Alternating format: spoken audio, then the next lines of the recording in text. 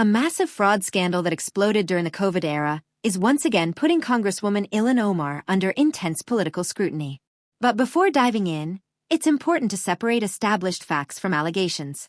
Federal prosecutors say that Feeding Our Future, a Minnesota nonprofit organization, became the center of what investigators describe as one of the largest pandemic fraud schemes in American history.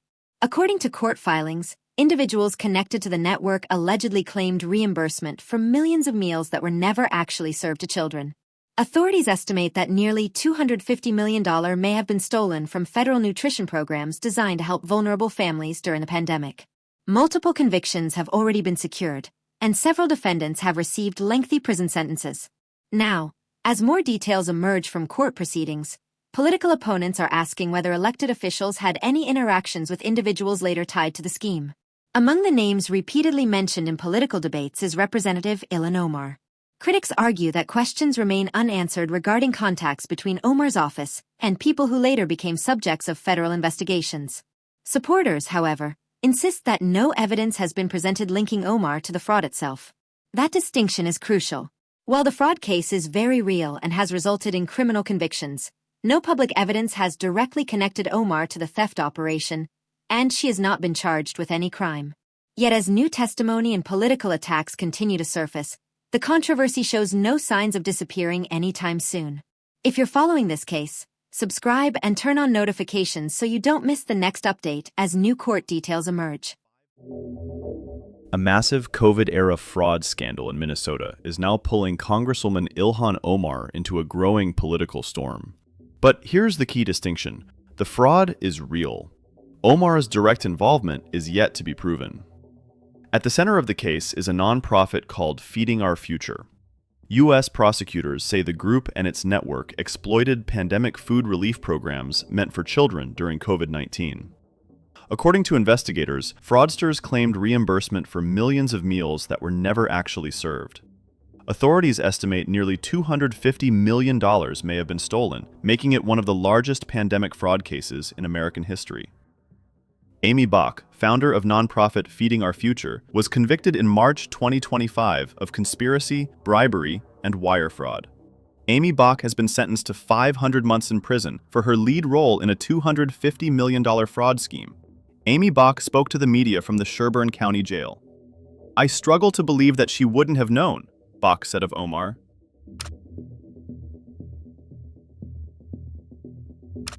Critics point to her support for expanded pandemic food access programs during COVID. Her office also interacted at times with individuals and groups later linked to the fraud investigation. Court exhibits reportedly referenced Ilhan's office during parts of the wider investigation. This fueled accusations from lawmakers and media figures who now want deeper scrutiny into whether political influence helped fraudsters operate freely. Some critics argue that relaxed pandemic oversight created opportunities for abuse. Others claim Omar should publicly clarify the nature of any contact between her office and individuals later implicated in the scandal.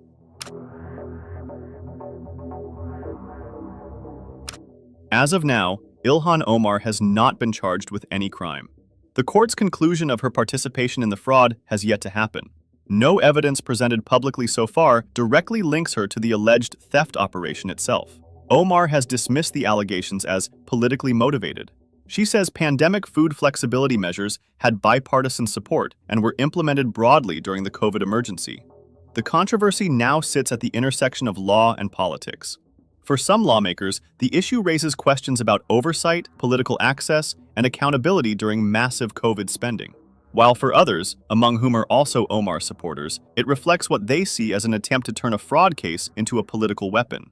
The legal case itself continues to expand, but politically, the battle over Ilhan Omar's role may only be the beginning.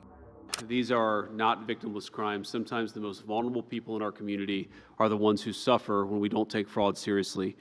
One of the cases that was part of Colin's series of indictments last week in Minnesota stood out to me and I think highlights how particularly egregious some of these fraudsters can be.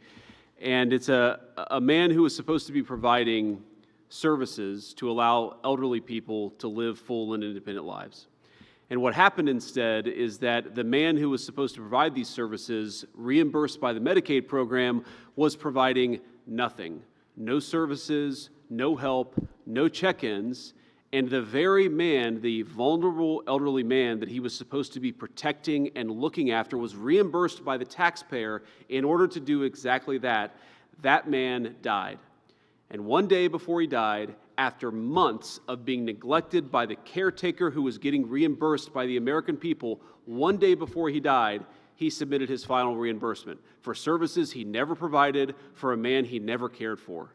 And that man lived his final moments on this earth neglected, while a fraudster got rich by providing services that he never actually provided. That's what we're trying to stop, ladies and gentlemen. That's what we have to fight back against. It's a shame that anything like that happens. But if it does happen, the only way to protect those people and the only way to protect the American taxpayer is to ensure that the fraudsters go to prison and that they stop this ridiculous scam on the American people. So, one of the things we've realized in combating fraud is that the resources of the federal government, while vast, can be supplemented and aided by a lot of the people who know best what's happening in their states, which is the attorneys general represented here today.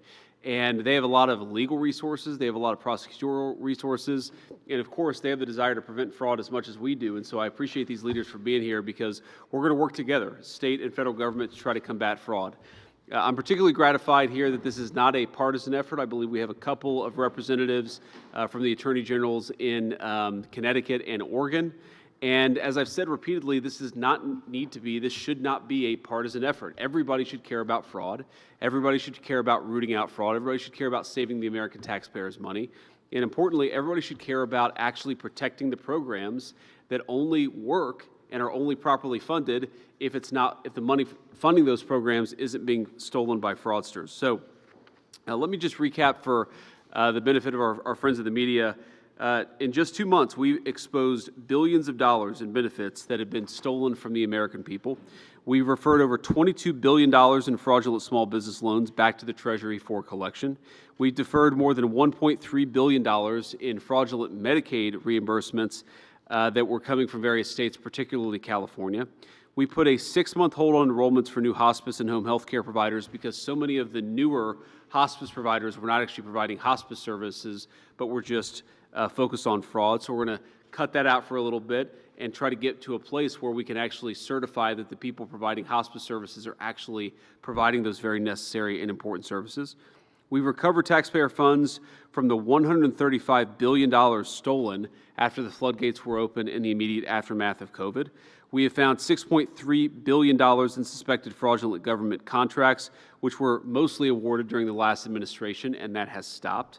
And finally, we blocked $60 million in student aid fraud that should have gone to young people trying to get an education, but instead we're going to fraudsters. And I think the theme here of the Anti-Fraud Task Force up to this point has really been that we're protecting two classes of victims here. We're protecting the American taxpayers who shouldn't have their money stolen by fraudsters, and of course we're protecting the people who need these services. Fraud is not a victimless crime. This is not somebody gets to make some money for violating the law, and otherwise it's not a big deal. This is people who rely on critical services, students who rely on student loan services, sick people who rely on hospice care, a number of small businesses who rely on the availability of these loans so that they can grow their business and hire people. All of these people, all of our fellow Americans, have been taken advantage by fraudsters, and the task force is here to stop it. So without further ado, let me kick it over to Andrew Ferguson, who's going to talk a little bit about how we're going to work with these state attorneys general. And it's attorneys general, right? Not attorney generals. It's very counterintuitive. We got to change this. Maybe the group here together, we got enough of a critical mass of attorneys generals to change it. But Andrew, attorneys general, I'm never going to be able to get that right, and the media, of course, is going to make fun of me for it. Andrew, over to you. Thank you. Thank you, Mr. Vice President, and welcome to all the state attorneys general. I'm very grateful you traveled all this way to discuss one of the most pressing problems this nation confronts. When I was Solicitor General of Virginia, I served alongside many of you and fought against the Biden administration to protect our border, our religious liberty, and our right to keep and bear arms. And today we're here to talk about another problem that we need to partner with you to fight that the Obama administration and Biden administration made much worse, which is widespread fraud against our benefits programs. Our benefits programs and our whole society was designed for a high-trust people. The American people rightly expect that their fellow citizens will deal with them and with the government honestly and fairly. That's why for up until the last decade or so, shelves in our grocery stores and our pharmacies were open and readily accessible. We weren't accustomed to seeing security guards outside of banks or jewelry stores. We didn't have to worry about organized retail theft or industrial scale scammers of the type you all protect your citizens from every day, nor did we have to worry about piratical fraudsters raiding our benefits program. But sadly, that is no longer true. It's become clear that huge groups of people in this country are taking advantage of our longstanding culture of trust to enrich themselves at the expense of the American people. I think a brief example would be illustrative. Just this weekend, I was shopping at a big home improvement store to buy a drill to do some home improvement. And I had to hit a call button and wait 15 minutes for a sales associate to come unlock a steel cage and a steel padlock to get access to a drill. It's why deodorant is now locked behind plastic windows at pharmacies. It's why security guards are seen at every store in America. The social trust has evaporated and people are taking advantage of it, and the same is true with our federal benefits programs. Huge segments of the population have decided to take advantage of this generosity and trust of American citizens through deception and fraud, and billions and... So why does Ilhan Omar's name keep surfacing whenever the Feeding Our Future scandal is discussed? The answer lies largely in politics, public perception, and questions surrounding government oversight during the pandemic. During COVID-19, lawmakers across the political spectrum supported emergency measures designed to speed up aid distribution. The goal was simple: get assistance to struggling families as quickly as possible. But critics now argue that some of those emergency safeguards were too weak, creating opportunities for fraud on an unprecedented scale. Opponents of Omar point to the fact that her office reportedly interacted at various times with community organizations and individuals who later became connected to federal investigations. They argue that those interactions deserve additional scrutiny. Omar and her supporters reject the accusations, saying that communicating with constituents and community groups is a normal part of congressional work. They also note that pandemic relief programs received bipartisan backing and were implemented nationwide, not solely in Minnesota. The debate has therefore shifted beyond the courtroom. It is no longer just about who committed fraud. It has become a broader argument over accountability, oversight, and whether political influence may have helped fraudsters operate without attracting immediate attention. As investigators continue examining the wider network involved in the scandal, both critics and supporters are digging in. One side demands more answers. The other argues that accusations are being used as a political weapon. And that battle is likely to continue long after the criminal cases are resolved. Like this video if you want more deep breakdowns like this, and subscribe for balanced updates on major political investigations. While the controversy surrounding Ilhan Omar attracts headlines, federal officials say the larger issue extends far beyond a single politician or a single state. Speaking about nationwide anti-fraud efforts, government leaders have emphasized that fraud against public programs affects real people, not just government budgets. Officials argue that every dollar stolen from taxpayer-funded programs is a dollar that never reaches the families, children, students, seniors, and patients those programs were created to help. Federal authorities claim they have identified billions of dollars in suspected fraud across various programs, including pandemic relief loans, Medicaid reimbursements, student aid programs, and healthcare services. Their message is straightforward. Fraud is not a victimless crime. When money intended for struggling businesses, elderly citizens, students, or low-income families is diverted into fraudulent schemes, the people who depend on those services often suffer the consequences. That broader concern is what continues to fuel investigations across the country. Prosecutors say they are working with state attorneys general and law enforcement agencies to identify fraud networks, recover stolen funds, and prosecute those responsible. As for the Minnesota scandal, legal proceedings are still unfolding. More convictions may come, more evidence may emerge, and more political battles will likely follow. For now, one fact remains clear. The fraud itself has been proven in court. The political questions surrounding who knew what, and when they knew it, remain at the center of an increasingly heated national debate. If you found this breakdown helpful, subscribe for more investigative explainers, and leave a comment with your thoughts on where accountability should begin.